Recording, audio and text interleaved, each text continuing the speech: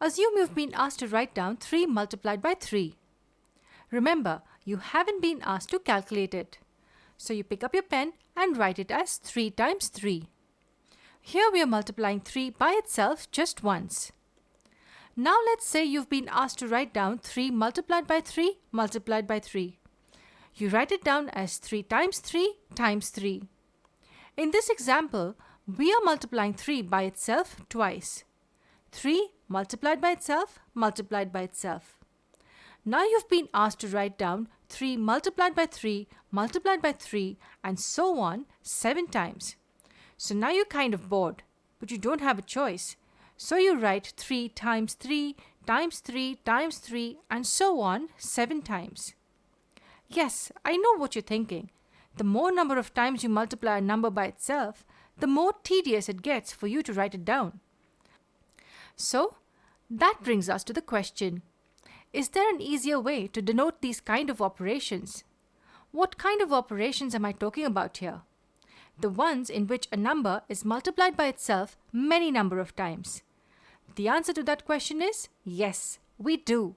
Which brings us to the topic of exponents. 3 multiplied by 3 can be written as 3 with a 2 in the superscript. This is read as 3 raised to 2. How do we get a 2?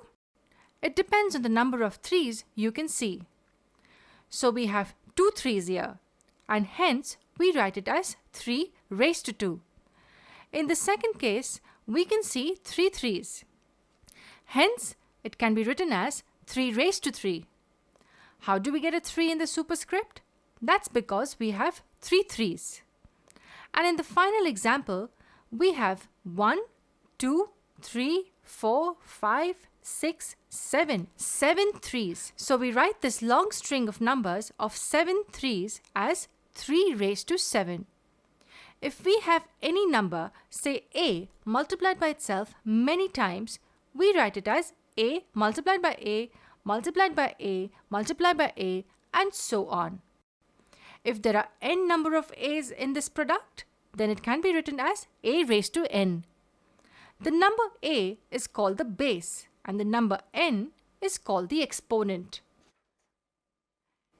In the 3 examples we saw, all of them have a base equal to 3. It is just the exponent that varies. In the first case, the exponent was 2. In the second case, the exponent was 3. And in the final example, the exponent was 7.